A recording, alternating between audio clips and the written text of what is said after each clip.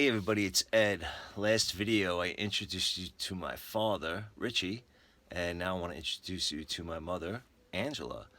And we are going to talk about Elvis. Last time we talked with Richie about how he first became familiar with Elvis, and basically I wanted to start with that with you. Were you always a fan, or basically, what's the story? Yes, from the time I saw him on TV, I was a fan. The first time I saw him was on Milton Berle, Okay. and from there on in, I was hooked. Okay. All right. And when you met Dad, he was also a big fan, correct? Yes, and we actually met in a movie theater at an Elvis movie, And and what movie was that? Jailhouse Rock. Jailhouse Rock. Okay. I had forgotten because it was love at first sight. Elvis brought us together, There you go. Okay. which is the truth. All right. Very good. All right. So now let's fast forward and get married. You have my brother, then you have myself, and then let's talk a little bit about the very first time that you got to go and see Elvis Presley. That was April 5th up in Buffalo, New York. Richie had heard that he was going to appear in the New York area and that he was going to be up in Buffalo, so he called the Buffalo Auditorium to see if there were any tickets, spoke to a very nice ticket agent, and we wound up getting tickets, and we flew up there for 3 days, and that was our first live concert in And Buffalo, New York. how close were you at that show? Mid-floor. As a matter of fact, when he first came out on stage, I was sitting on my husband's lap. So, because I couldn't see over the person in front of me. So, of course, when Elvis came out on stage, my husband stood up, not thinking, and I wound up on the floor. But it was a very exciting experience. Okay, so that was the first time. Yes. And that was and what were they filming? April. Oh, at that time they were filming on tour. And as we were going into the War Memorial, they were filming. So we're assuming somewhere we're on the cutting room floor because they were filming all the people as they were going into the Colosseum. All right. And where did Dad sneak off to? Oh, they were rehearsing in Who a was room. rehearsing? Elvis and his band were rehearsing in a room downstairs in the hotel we were staying in, which was the Buffalo Hilton. And my sister-in-law and I were sitting on the stairs, and our friend and my husband noticed that the door to this room was open and you could hear the music coming from in there. So they opened the door and there was nobody in that room, but in the next room, that's where they were rehearsing. So they snuck into that room and went into a closet and stayed in there in hopes that maybe they would get to see Elvis. But they got caught and they were escorted out. All But right. it was an adventure.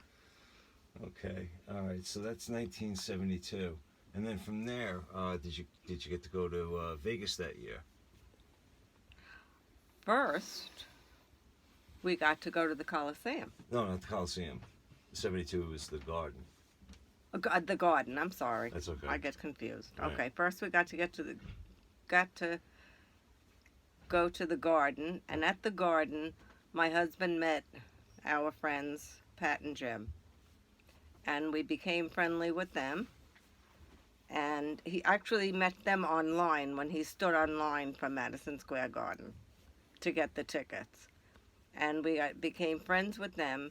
And then in August of 1972, the four of us went to Vegas, which was an adventure. And I don't know.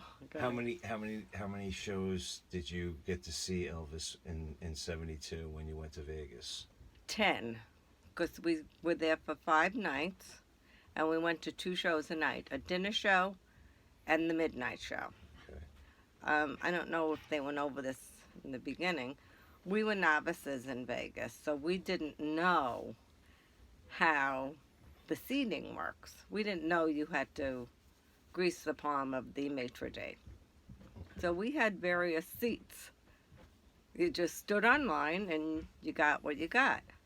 So being that we didn't tip, we wound up one night in the middle of the showroom, one night in the last row of the balcony with our elbows up against the wall. And by the time we were finished with the 10 shows, we had various seats that were not fantastic, but the showroom being as it was, every seat really you could see Elvis, so that was okay. Then we learned for the following year. All right, so in '72, so there were no scarves yet. No Not scarves in 72. Yet. Okay, all right, so now we go to 70. All right, so 10 shows in Vegas, and now we go to '73. '73, we have the Colosseum shows, those 4 shows. And tell us about the first night, what happened on that night. The first. On Friday night, on June 22nd.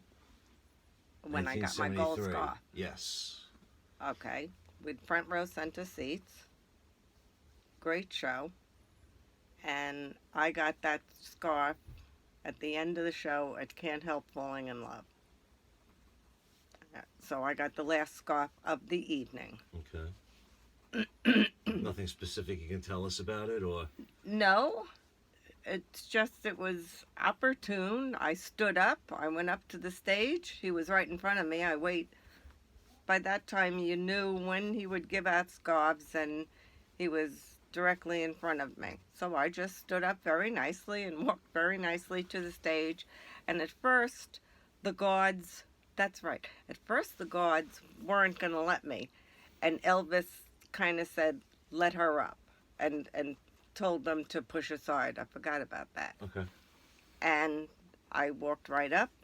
He handed me my scarf, and I was a happy camper, and I sat back down in my seat. All right. Okay, and then we had the Colosseum again, June 23rd, Saturday. We had an afternoon show, and then we had an evening show on that one. And again, tell us about what happened at the evening show. Okay, again, he was handing out his scarves, and Well, this was the scarf that he came out in, correct?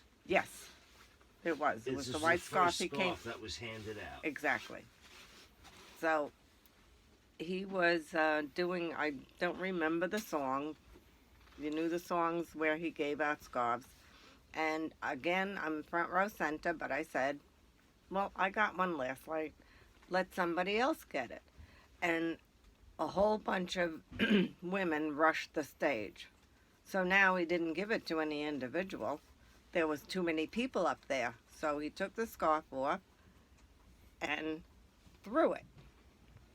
Now I'm front row center. He threw the scarf. I see it flying in the air. I put out my hand like this.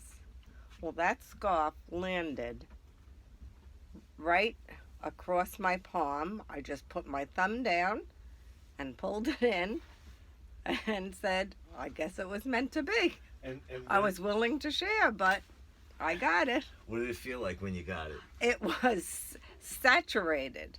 Okay. That's how it landed completely folded and wet. All right. So it didn't slip out of my hand or anything. I mean, it just landed. And that's a scarf on the wall up. Well, one of them on the Right. wall next to the yellow one. Right. All right. And that one, yeah, you can see all the The stains stains on on it from his sweat. Right. All right. Now, so, I think Ed had told you after the show, there was a jeweler that was a member of our fan club, and he was sitting, I think, either in the third row, and he comes up to me and he says, well, you already have a scarf. He says, I'll buy that scarf for you. I want that scarf for my wife. Anything you want, anything you want. I'll make you anything you want. What kind of, I'll make you a ring. Do you want a ring? So he says, whatever you want. So I said, well, actually, rubies are my birthstone. He go, I'll make you a beautiful ruby ring. And he says, just, give me the scarf. So I thought about it, and unfortunately for him and fortunately for me, I turned down the offer, and I kept the scarf. All right. And Which you probably have today. it's right there. Yeah. It's right behind you. It's up there. Right behind you. All right. So, all right. So we talked a little bit about Pat and Jim. Tell us about the beginning of the fan club, of the King's Court fan club. I don't really remember how we I met came Pat. about. Right. I met Pat and Jim on the line at the Garden, and Jim was the one that brought it up. And Pat, he said, "Mate, why don't we start a fan club? Because we're real diehard Elvis fans." And I agreed. I said, "Fine." I says, "But I'd be honest with you, I know nothing about how to do any of this stuff." I says, I just like to look at Elvis live. I don't want to sit and look at Elvis through a camera." Jim took all the pictures. Right. And I just said, whatever you want to do. I says, it'll be fine. And then I introduced Angela. Well, of course, Jim and Pat came over. And then we brought Diane in. And then we had Al Hansen, who donated some money to help us get this thing going. And it was a good idea on all of us. And we enjoyed it, Diane worked for a printer. Right. So Right. So that helps. her job, she was the printer. So we would all have meetings once a week on a Saturday, and go over details, or if we went to concerts, write down what we did, and we would put out a newsletter once a month. Right. So we would get the newsletter together. Diane would have it printed, and then we'd all sit there. And back in those days, you hand wrote all the envelopes or had labels made and sent them out to your members. Okay. And how many of these things were you mailing out at your? At our peak, Yeah. A lot. I can't give you I an actual can't give count you an actual anymore, count, really. but we went from, of course, 20, because Right. we started giving out Flyers. at the concerts to, membership flyers, or passing them out to our friends who gave them to a friend. And then when we went to concerts, we passed out the flyers. So we had a decent sized fan club, and very informative newsletters, and it was fun. Every week it was work Right. for no money, Sure. but it was fun. It was You enjoyed it. camaraderie. You Yeah. got to meet a lot of people. Yes. Yeah. Absolutely. I met a lot of people. I really have. Unfortunately, I don't know where they are today, and they don't. I remember Bob Heiss, great No, guy Bob- from Bob's Cincinnati. not with us But anymore. No more. Bob passed away. And Keith Alverson. I know Keith I when think, Keith is still around. Yeah, Keith still he does takes pictures. Yeah. Sean Shaver. Mhm. Paul Lechner. Mhm. All these guys I knew, and we talked and we hung, and Joe Makowski, who was on the 77 special, he was a mailman. I knew all these people.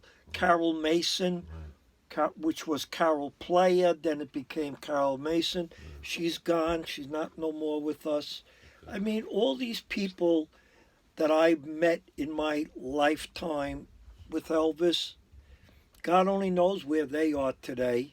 And, I'm still here, thank God. And I'm hoping that, I go to Memphis. Angela and I go to Memphis. I don't see anybody that I know anymore, And I probably wouldn't remember them because I haven't seen them in all these years, I knew one girl, Arlene Coakley. She was an old Memphian girl who used to hang at the gates. I don't even know where she is anymore. Right. So, these are the things. And of course, all the people that I know, that I remember, like Harold Lloyd, O.C., these were the guards at night. And we used to hang up there, and we used to ride around up in there with the Jeep. It was great, and Yeah, well, you know what? Those are stories for another time. And also, what we can talk about in future videos, we'll talk a little bit about Ed Banja. Oh, good old Ed, yeah. We can talk about, more concerts and what you were talking about before, handing out flyers. We could talk about the incident. Don't talk about it now. Okay. Of when Nick. Yeah, or whoever, I don't know, had some problems in the entourage of concessions, that the Elvis had some problems with some things being handed out. And there was a confrontation apparently, but we'll get into that, excuse me, at another time. All right, but we'll end this one for now, and thank you for joining us. And You're welcome. Hey, you're welcome. this was great. Enjoy. And everybody, thank you for watching. Leave a comment. If you have any questions for them, leave it, and if we can get to it, we will. And be good to yourselves, be good to each other. Take care.